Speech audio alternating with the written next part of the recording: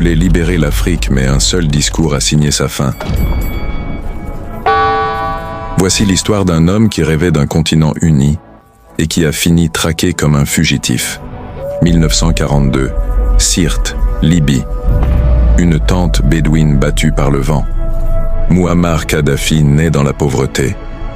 Un enfant du désert. Mais ses yeux brûlent d'ambition. Il lit Gamal Abdel Nasser, le héros égyptien. Il se promet « Je briserai l'humiliation, je rendrai sa dignité à mon peuple ». 1969. À 27 ans, il passe à l'action. Un coup d'État sans une seule balle. Le roi Idriss Ier est renversé. Au matin, Tripoli découvre un nouveau maître, un jeune capitaine en uniforme vert. Il déclare « Fini la corruption, fini la soumission à l'Occident ». Et le peuple y croit. Les premières années sont un miracle. Le pétrole finance tout. École gratuite, médecine gratuite, maison pour les familles pauvres. La Libye devient l'un des pays les plus riches d'Afrique. Mais derrière cette prospérité, une autre réalité s'installe. Kadhafi ne partage pas le pouvoir. Il le confisque. En 1973, il publie son livre vert, 3 volumes qui abolissent partis et parlements. Le peuple gouverne directement, dit-il. En réalité, tout passe par lui. Ces comités révolutionnaires font régner la peur. Un mot contre le guide, et on disparaît. Puis il regarde au-delà de la Libye. Il veut unir le monde arabe. L'Égypte, échec. La Syrie, échec. La Tunisie, échec. Alors il change de stratégie. Il se tourne vers l'Afrique. Et là, il rêve plus grand que jamais.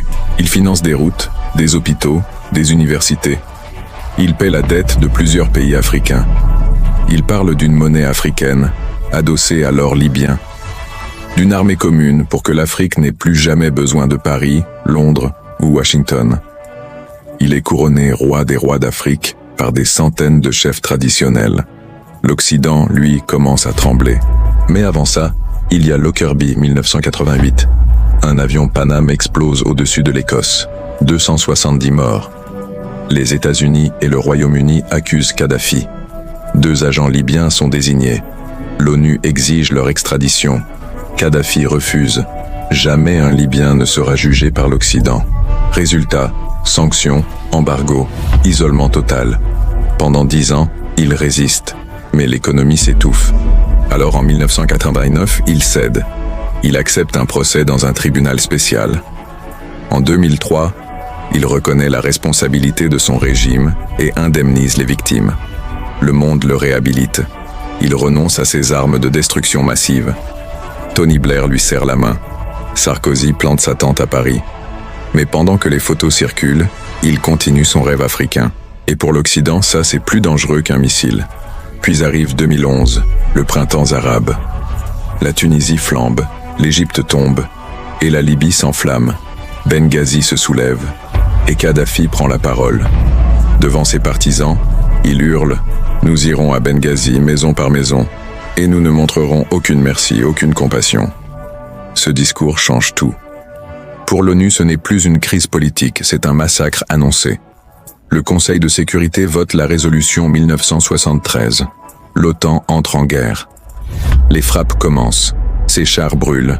Ses avions tombent. Tripoli s'effondre. Octobre 2011. Sirte. Kadhafi tente de fuir. Un drone américain repère son convoi. Un avion français frappe. Blessé, il se cache dans une canalisation. Les rebelles le trouvent. Ils le battent, l'humilient, le tuent. Le guide meurt dans la poussière. Et l'Afrique, elle perd plus qu'un homme.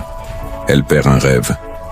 Car qu'on l'aime ou qu'on le déteste, Kadhafi était peut-être le dernier à croire qu'un continent pouvait se lever seul. Depuis, la Libye n'est plus qu'un champ de ruines.